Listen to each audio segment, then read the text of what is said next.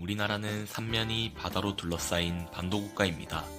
그 덕분에 다양한 해안 침식지형, 퇴적지형이 형성되어 있는데요. 저희는 그 중에서도 다양한 지형을 한 번에 관찰하기 쉬운 부산에 방문하여 여러 지형을 확인하고 형성 과정을 조사해봤습니다.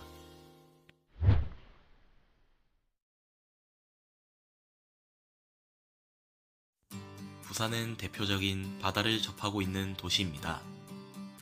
그와 동시에 낙동강 하구에 위치하고 있으며 남해와 동해 사이에 위치해 있어서 다양한 해양 지형을 관찰 가능하다는 장점이 있습니다. 뿐만 아니라 부산은 국가지질공원으로 지정되어 있기 때문에 침식, 퇴적 지형들을 더욱 가까이서 쉽게 관찰할 수 있을 거라 생각하여 부산을 선정해 조사하게 되었습니다. 퇴적 지형 2곳과 침식 지형 2곳, 총 4개의 장소에 방문해 보았는데요. 이제 한 곳씩 자세히 소개드리겠습니다.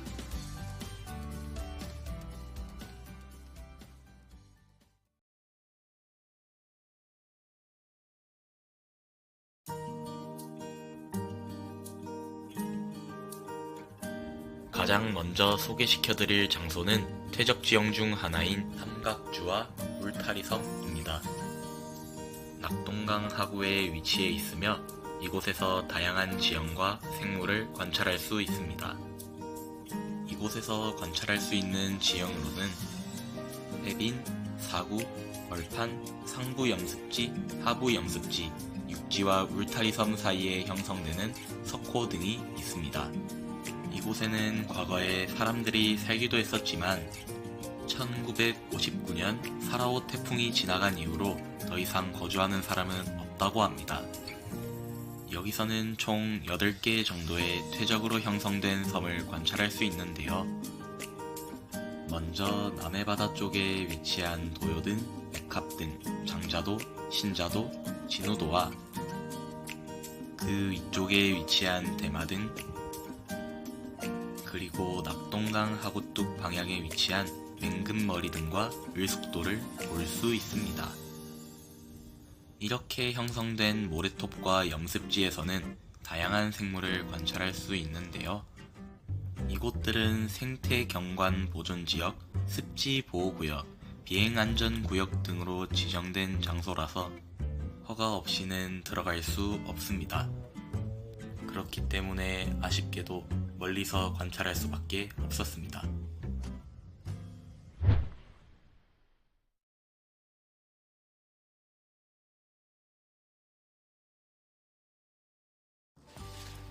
델타 삼각주란 강하구, 그러니까 강과 바다가 만난 곳에서 형성됩니다.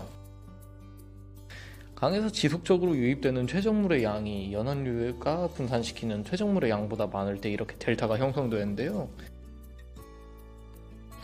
이 사이사이에 석호 같은 지형들도 형성되기도 합니다. 울타리섬 역시 위와 유사한 방식으로 형성이 됩니다.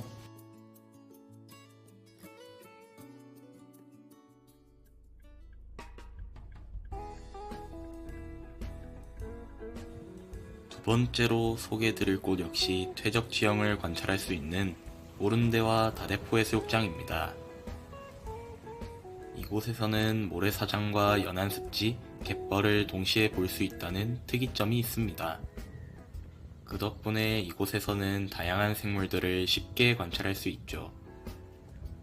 해수욕장 인근 연안습지로 들어가게 되면 방개, 칠개, 염난개, 숭어 등 여러 생물을 관찰할 수 있습니다.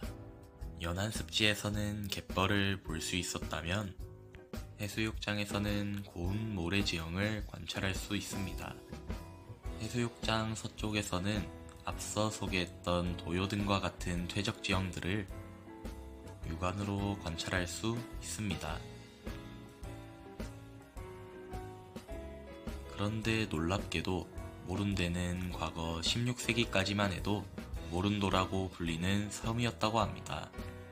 즉, 지금 보이는 모래사장 대신 바다가 있었다는 말이죠. 무슨 일이 있었길래 섬이 육지가 되어버린 걸까요?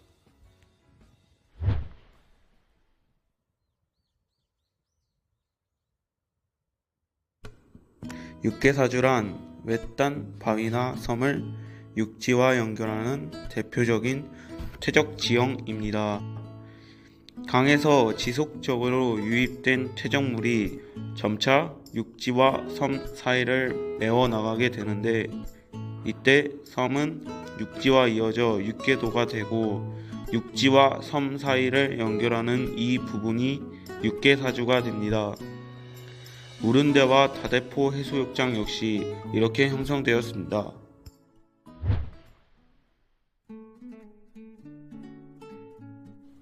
세 번째로 소개해드릴 장소는 해안 침식 지형을 관찰할 수 있는 오륙도입니다.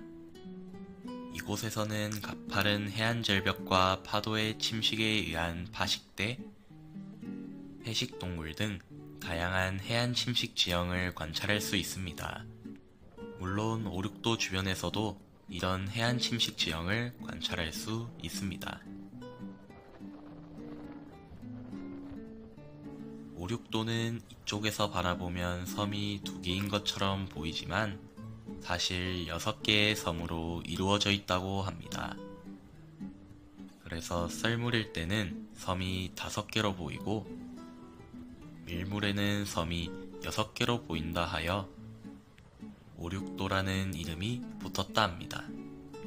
그런데 그냥 섬처럼 보이는 이 오륙도가 아주 오래전에는 육지와 연결되어 있었다는 사실 알고 계셨나요? 어떤 과정을 통해 오륙도가 섬이 되었을까요?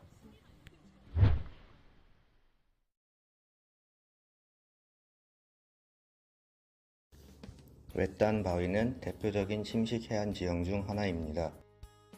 육지에서 돌출된 곳에서 파도에 의한 침식이 활발히 이루어지게 됩니다. 계속해서 이어지는 파도의 침식으로 인해 해식 동굴과 해식 마취가 만들어집니다. 이런 지형들이 만들어진 후에도 침식이 계속되면 아치의 윗부분이 무너져 내리면서 외딴 바위가 만들어지게 됩니다.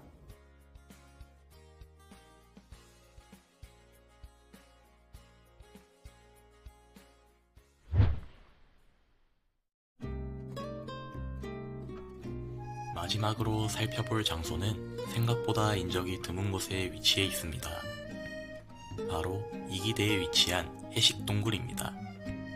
해식동굴 같은 경우 정규 산책로에서 살짝 떨어진 곳에 위치하고 있어 정규 산책로 밖으로 나가 접근을 해야 합니다.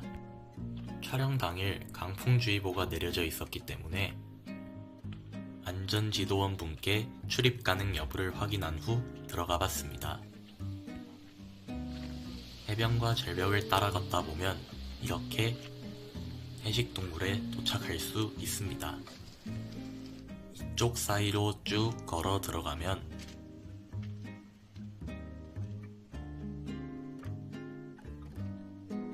이렇게 해식동굴을 마주하게 됩니다. 해식동굴 입구에는 나무나 부유물로 추정되는 것들이 쌓여 있었는데 태풍 등의 요인으로 인해 들어오지 않았을까 싶었습니다. 해식동굴 안쪽으로도 들어가 봤는데요. 그렇게 깊지는 않았지만 그렇다고 너무 짧지도 않은 깊이였습니다. 이런 해식동굴은 어떻게 형성이 될까요?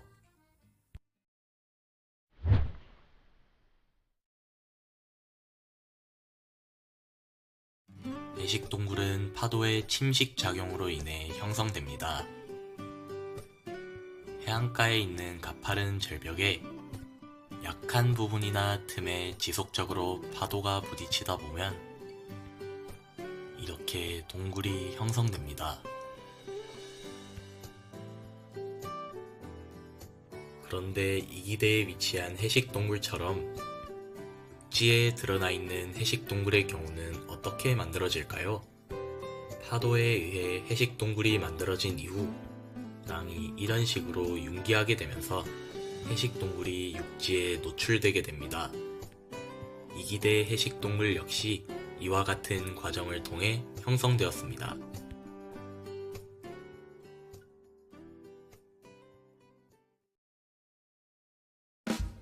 이렇게 부산에서 볼 수 있는 퇴적 해안 지형 2가지, 침식 해안 지형 2가지를 소개해봤습니다. 사실 부산뿐만 아니라 전국에도 다양한 해안 지형들이 있지만 전부 소개할 수 없어서 아쉬울 따름입니다. 아무튼 긴 영상을 시청해주신 모든 분들께 감사의 말씀 드립니다. 지금까지 나레이션을 맡은 설장이었습니다.